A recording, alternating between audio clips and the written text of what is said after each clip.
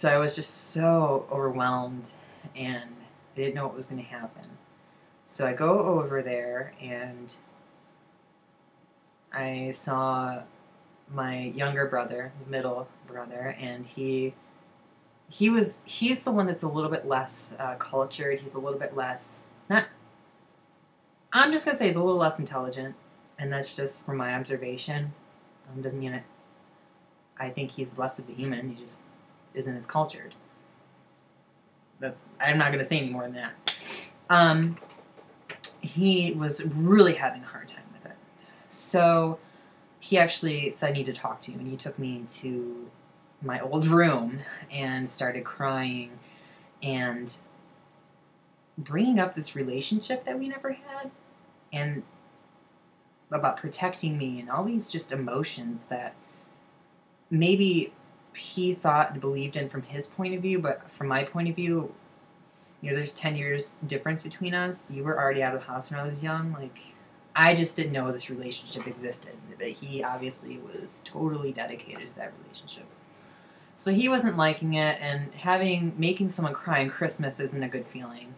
But I just dealt with it the best I could. I was just trying to calm him down and letting him know this is who I am, this is what's going on, and did not buy into his emotional outbursts and just stayed very, very grounded. And that's what I would definitely say to any one of you, is just to stay as grounded as you can when these situations happen. So that worked out okay.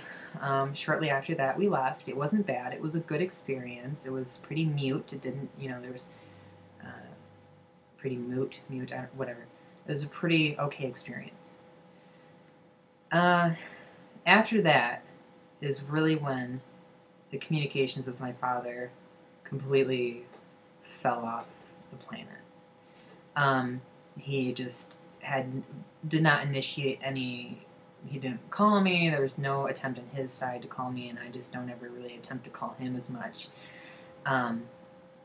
Because I think now that my brothers know, and Mike has a problem, my middle brother has a problem with it, and I think my eldest brother may have a problem with it too, and they all kind of now have each other to bounce things off of one another. There's now some alienation between that entity and me. And to be honest with you, the silence, I think that when you come out and it's a difficult coming out process, there always is a time where you cannot really talk to those people. And there's always a time of distance. And I think it's a very good thing, because I think my father needs to know more on the loss of his son that he never really had. And I'm really enjoying it to a certain degree. Although it hurts on some aspects, I'm enjoying it because now I can survive on my own without my father. You know what I mean?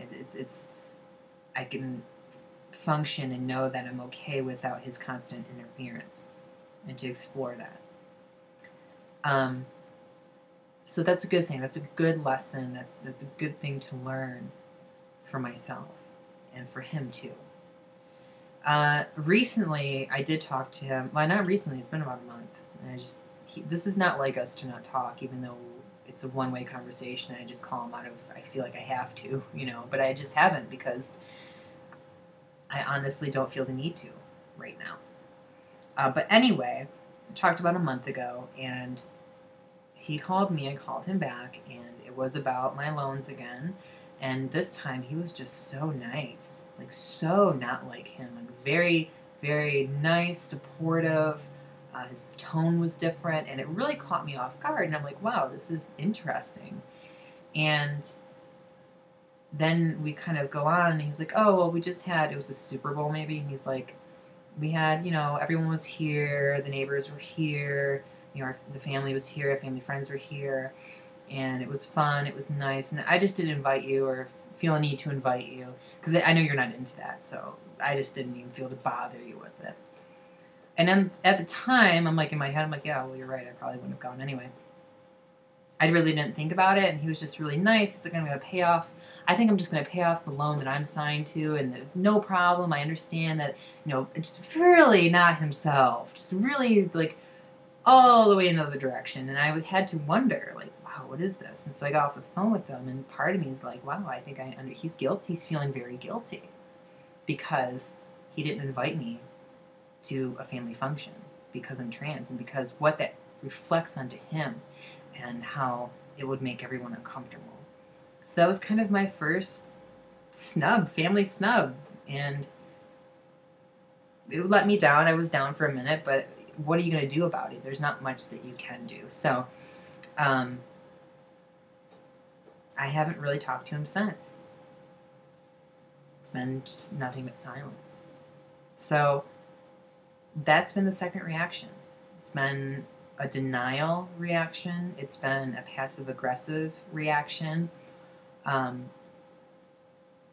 I feel closure at the same time. I don't hate him. I got to the point I was crying in my closet.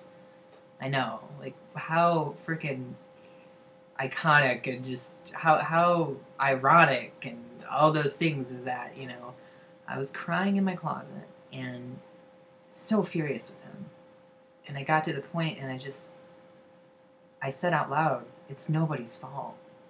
My fucked up childhood, from my point of view, even though I wanted to blame him and hate him and wish death upon him, and it's no one's fault.